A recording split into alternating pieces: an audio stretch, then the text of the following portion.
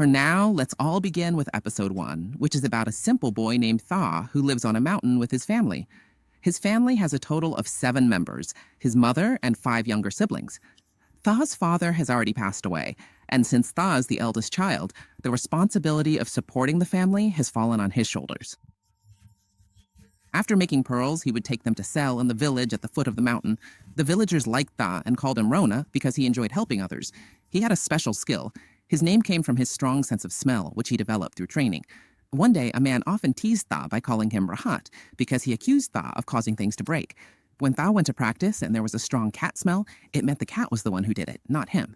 That day, Thaw went into the village and stayed for a while before having to return home at night. While walking along the road, Thaw met an uncle whose house was at the side of the mountain. The uncle was very kind and invited Thaw to rest at his house for the night. Thaw, feeling tired and a bit scared, agreed and stayed over. At this point, Thaw felt completely exhausted. The young man spent the night at the kind uncle's house.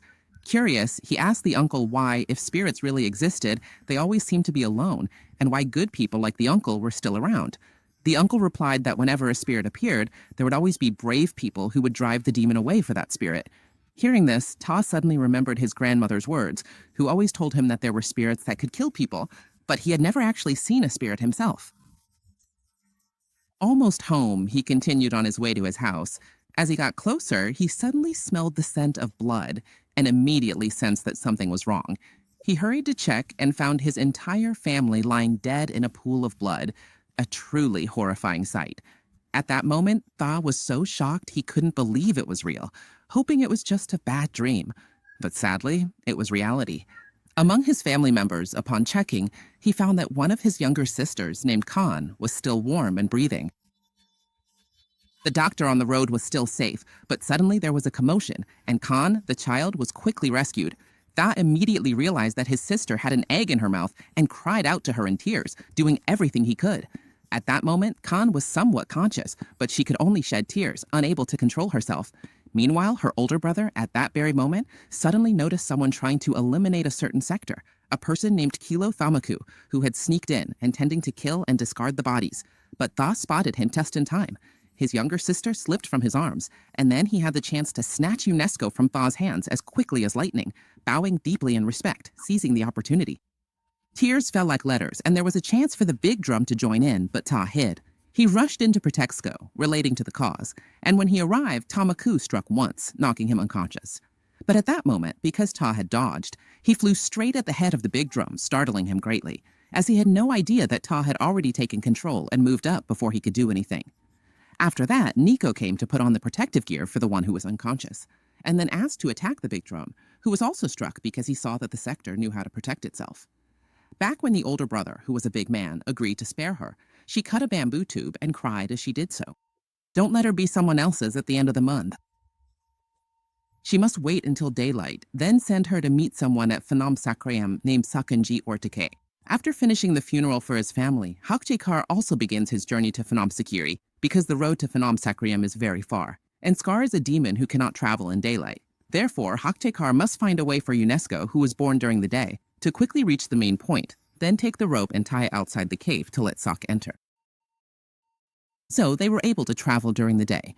A few days later, one night they arrived at a temple. Inside the temple, there was a strong smell of blood. Hakchekar ran to check and saw the Sai eating a person, and when Hakchekar saw this, he was shocked. Mr. Sak said it was another matter that needed to be addressed. Hakchekar started bleeding, but not for long at all. At that moment, she was saved by the Sano from above, who sarcastically told her to pay up. But before he could finish speaking, Skagar ran and bit the Sai's neck, tearing it off, and then leaped away about 10 meters. She hid behind a tree and saw that the pig was extremely startled, not expecting that there would be such great strength. That Vasai, when hit that hard and still not coming back, his body was fighting with the cow's flesh. Meanwhile, his head was in both hands, fighting with the tiger. Roar stabbed 300,000 into each other's heads. The tiger's head chased after them fiercely, while Vasai's brain was still stuck to the tree. Then he ran to help Nico. When he arrived, he managed to clean up his face, and both of them fell down. Luckily, they recognized each other and managed to catch and restrain him in time. Now only Vasai's head remained to be dealt with. However, Kilo didn't know what to do to resolve it. Then a boy wearing a red hat named Sokunta, or Taki, appeared and said that every night he would go smash the head of the experiment and throw it away. But the tiger would never give up, not even Visai. There were many obstacles until sunrise, and the daylight refused. The fire burned and melted away completely. It continued that he went to meet Sokunta, who was already a tool for them. When he got home, he joined hands and said that the state is made up of soft people. Even when making decisions, they are slow. So don't be too stubborn in accepting words from the young, as there's no opportunity. That's why he never accepted anyone as his student. After giving Nico a bridge to follow him all the way to his house at the foot of Kiriram Mountain, and after settling in and getting acquainted, they rested comfortably. Then Rhoda led them to the top of the mountain to conduct a test to see if it was genuine. Only then did he accept him as a mountain student, which meant taking the test at midnight. He wanted Chea to find his way back down to his house before sunrise. At that time, the path seemed as easy as peeling a banana, but when actually doing it, it wasn't as easy as he had imagined, because the mountain was full of cliffs and the oxygen was thin. Following the path required real strength. Fortunately, Chea still had his renowned reputation from before, and the trap dogs helped him somewhat. However, by the time he reached the house of Uzbekistan, he was seriously injured. That's when he officially began as a student. As a demon slayer, or as they call it, a demon slayer corps member, it is an unofficial organization led by a mysterious person, and their job is to eliminate demons and protect the people. Chia's teacher further explained that to become a demon slayer, candidates must risk their lives and take a life or death final selection test on a high mountain. Chia decided to go for it. Even though he was facing death and the possibility of losing his life, he was still afraid. With the help of his younger sister, whom he knew, he began training in martial arts with his teacher. The training lessons consisted of 3 main things. First, run into escape traps. Second, learning how to use a sword. And the third and most important is the technique of breath control.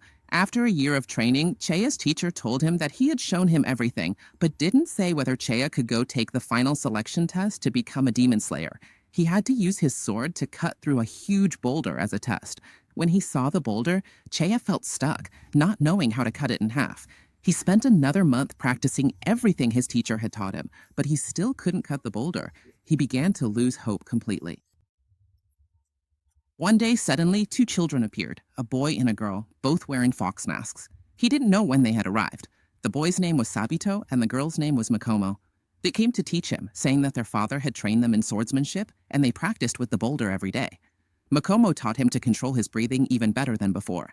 At first, Chia thought he could win by relying on brute strength alone, using the tree's age to gauge his power. But after 6 months, Chia became much stronger and more confident. He was overjoyed when he finally managed to cut the boulder in half during a match using a real sword technique. It had been 230 days. He was extremely happy to have made such progress, and Makomo was just as delighted. She wished him success wherever he went. After that, they both disappeared, leaving him feeling very strange and confused. What was even more surprising was that he could now see the boulder that he himself had split.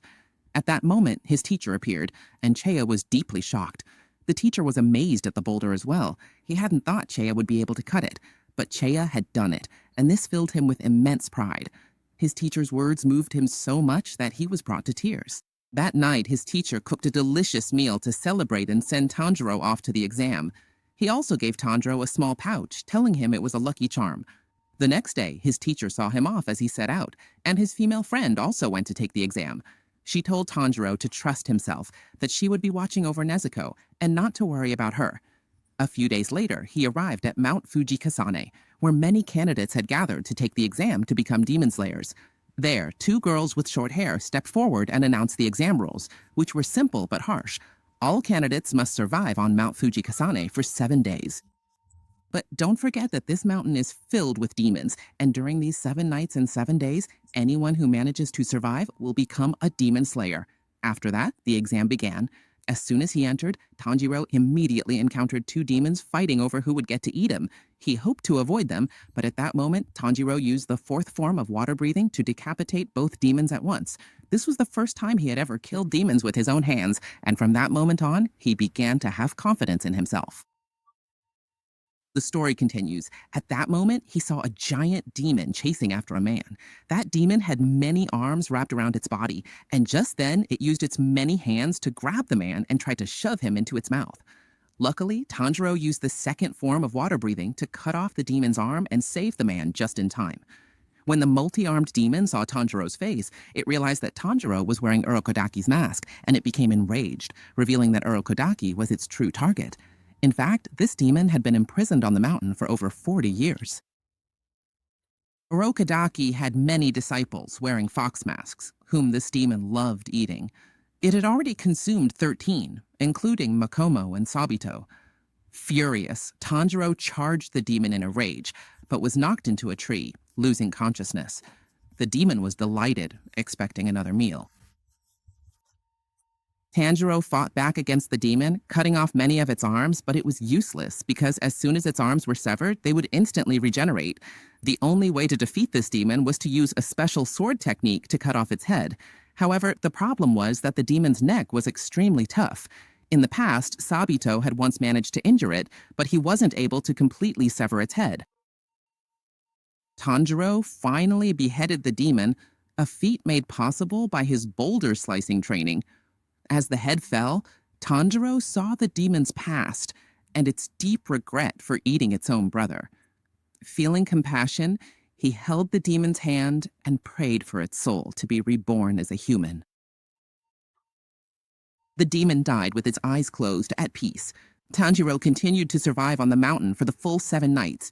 Every time he encountered a demon, he would always ask them what could be done to turn demons back into humans, but it seemed like there was never any answer, as none of the demons knew.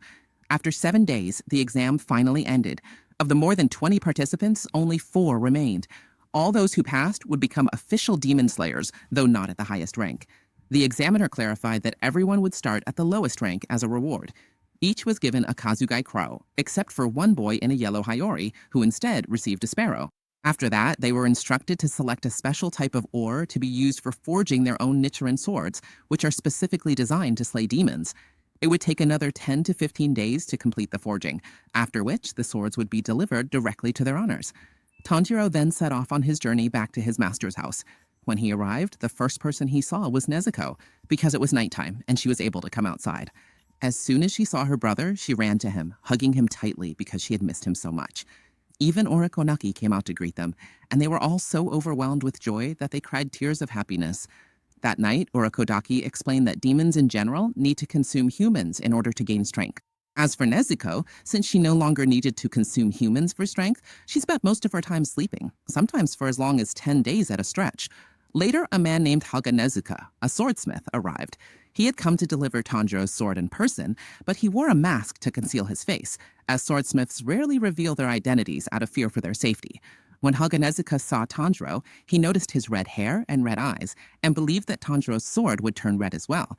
However, when Tanjiro drew the blade, it turned black, a color considered ominous and disappointing among swordsmiths, which left Haga Nezuka genuinely upset.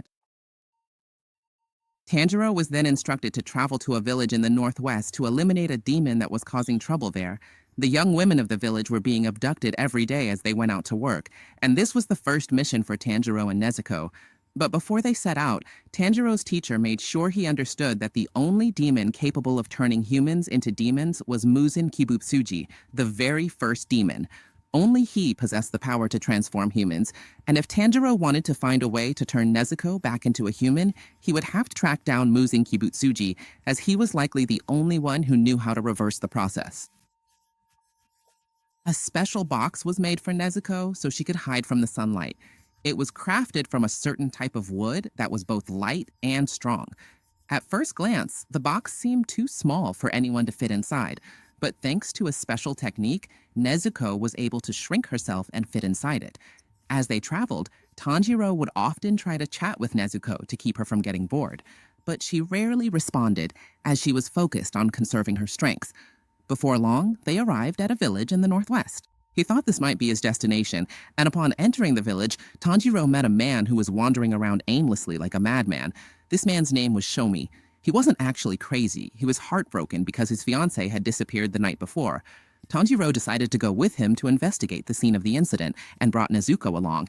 He soon learned that there was an economic club in the area. During that time, Tanjiro continued to train hard from dawn until dusk. Eventually, they discovered the demon's location in the house, where it was in the process of abducting another young woman. While a young woman was sleeping, the demon suddenly emerged from the wall and immediately covered her mouth, abducting her on the spot. Following the scent of the demon, they reached a certain place. Then the demon put its hand into the ground, right where the scent was strongest, and as a result, a young woman emerged as a gift. The mother of this demon had made her rise up from the earth, standing up from the water at her feet. The demon was extremely furious, believing that the young woman had been sent to stay with the students for a while, knowing that the demon had not yet gone anywhere. It wasn't just the demon that emerged from the ground again this time. There were 3 of them now, and they wanted to seize the baby, but things got a bit out of hand and they fought back. However, at that crucial moment, the farmer asked for his Avija, his code number, and his belongings back. But it was heartbreaking because all 3 demons revealed their faces and said they had already devoured her. This news reached the family, who had also been shot and killed, making him even angrier with the demon. He tried to cut off its head, but it wasn't easy, because the 3 demons said that this form would be used for political purposes later. At that moment, they came out of the box, kicked the demon, and the laborers protected him, saying he was safe. During the time when she was running to take the exam, she didn't really pay much attention to her teacher anymore, having already learned from Mesko. She saw that the people were actually her family, and she had to protect them from the demon's mother. That's why when the time came, Sko always saw Messin running in to fight them, sometimes with a bit of fear. At that moment, she relied on Sko to help protect Keisha and the female victim. She then followed the demon to its lair, and along the way, she saw the special clothing of a woman, which she grabbed and devoured, making her feel deep sympathy for the victim, but also immense joy. She simply couldn't let them go.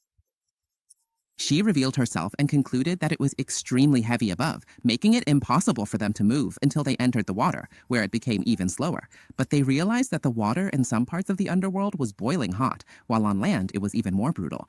After that, the 2 of them began to attack the underworld with lightning speed, like missiles underwater. To counter them, she used the 6th form, Whirlwind Underwater, slicing off both their heads and bodies in one swift motion. Meanwhile, above, Sko was still holding off the 3rd domain's power. She was strong, but her martial arts techniques and combat experience were still limited, causing that domain to be able to land attacks and injure her. At this point, it became even more certain, especially with its sharp claws.